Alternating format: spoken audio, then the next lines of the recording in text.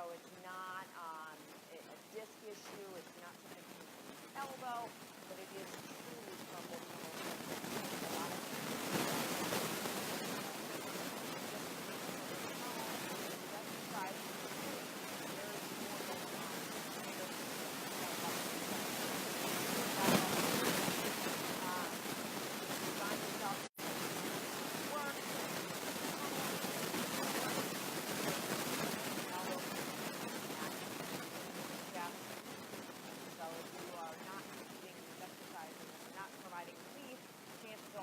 it's coming from somewhere else.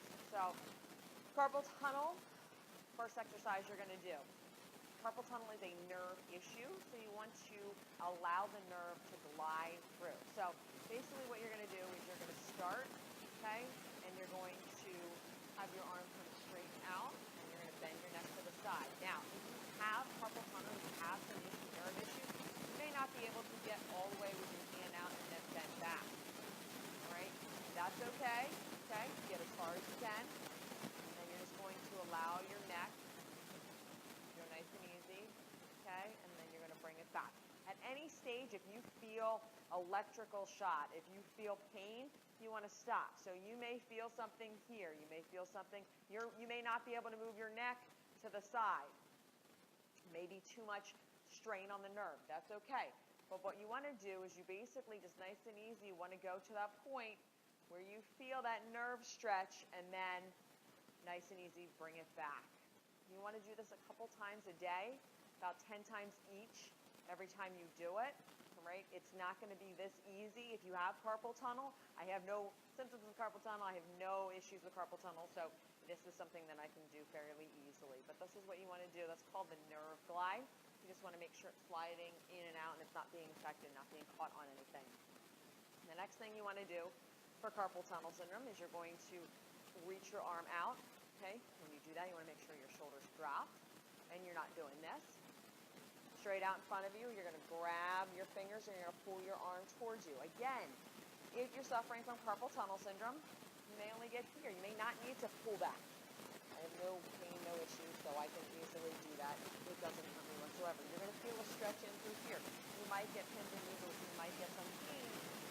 Just back off. You don't need to apply that over pressure. There's no point to it if this is where you feel the stretch. You want to hold that 30 seconds, and you want to do that about 6 times, nice and easy, and you can do this throughout the day. Mainly, you want to make sure that your shoulder is down as you do it, and you're not doing it like this. The final exercise you want to do is more of a self-massage.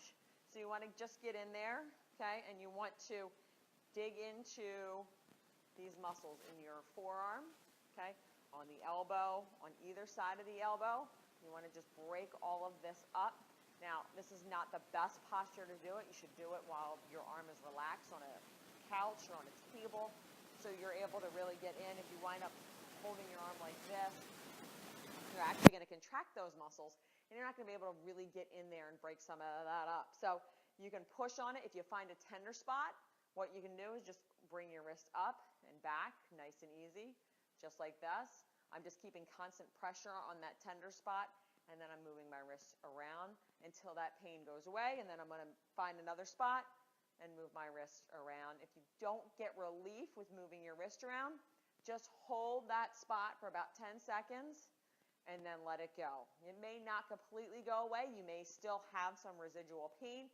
That's okay, but you just want to sit at your desk, sit at a red light, and just feel around. You want to get all of your arm, your forearm, up into your elbow, on either side of your elbows, even up into your tricep, into your bicep. Once you start to do this, you may find that you have a significant amount of tender spots. That's not unusual, but you just want to make sure that your arm is relaxed and you're able to break them up nice and easy.